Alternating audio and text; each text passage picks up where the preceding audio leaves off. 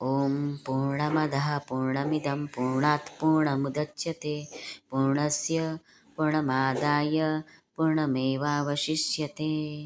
આપ સાંભળી રહ્યા છો આપણી યુટ્યુબ ચેનલ ધાર્મિક, એમાં આપ સૌનું હાર્દિક સ્વાગત છે। આજના વિડીયોમાં આપણે સાંભળવાના છીએ શ્રીમદ ભગવદ્ ગીતા અધ્યાય 18મો મોક્ષ સંન્યાસ યોગનો શ્લોક ક્રમાંક 23। આ શ્લોકમાં ભગવાન સાત્વિક કર્મનું વર્ણન કરે છે।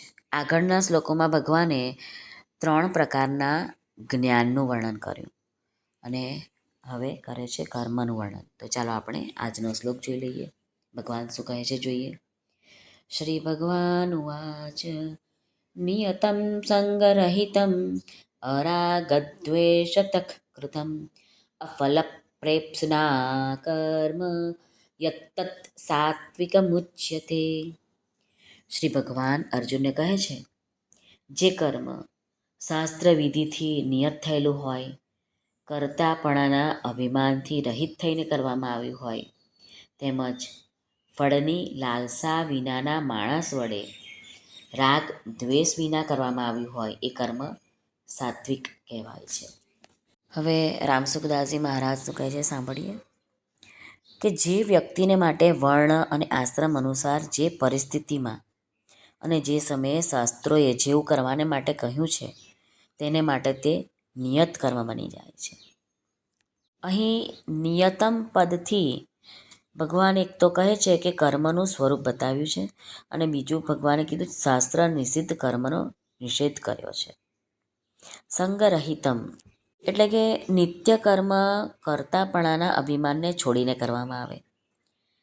કર્તૃત્વાભિમાનને છોડવાનો એ ભાવ છે કે જેવી રીતે વૃક્ષ વગેરેમાં મૂળતા હોવાને કારણે તેઓમાં કર્તાપણાનું અભિમાન નથી હોતું, પરંતુ ઋતુ, પાંદડા ખરવા એવી ઋતુ હોય, નવા પાંદડા ફૂટતા હોય, ડાળ કપાતા ઘાનું પુરાઈ જવું હોય, શાખાઓ વધવી, ફળ ફૂલ આપવા વગેરે તેમની બધી જ ક્રિયાઓ સમષ્ટિ શક્તિ દ્વારા આપમેળે જ થાય છે।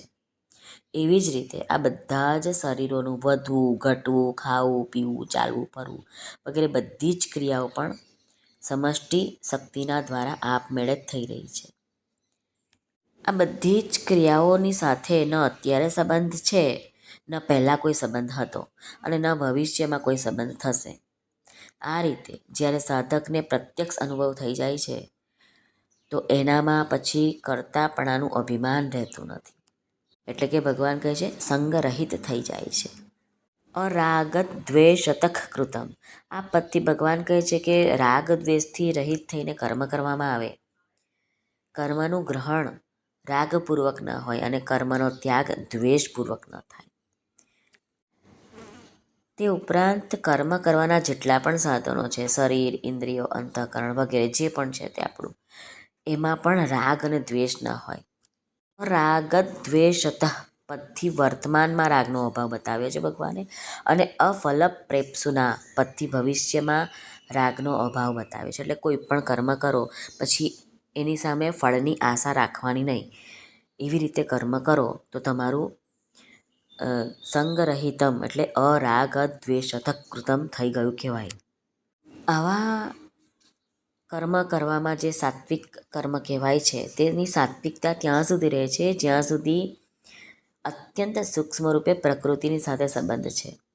જ્યારે પ્રકૃતિની સાથે સર્વથા સંબંધ વિચ્છેદ થઈ જાય છે, સંબંધનો ત્યાગ થઈ જાય છે, ત્યારે એ કર્મ અકર્મ થઈ જાય છે। શ્રી કૃષ્ણ અર્પણમસ્તુ, સર્વને ભાવથી જય શ્રી કૃષ્ણ, રાધે રાધે, હરિઓમ તત્સત, જય ગુરુદેવ દત્ત, જય સ્વામિનારાયણ, જય માતાજી, નમઃ પાર્વતી પતે, હર હર મહાદેવ, હર સિદ્ધેશ્વર મહાદેવની જય। આજના આનંદની જય, સર્વનું કલ્યાણ થાવ, સર્વનું કલ્યાણ થાવ, સર્વનું કલ્યાણ થાવ।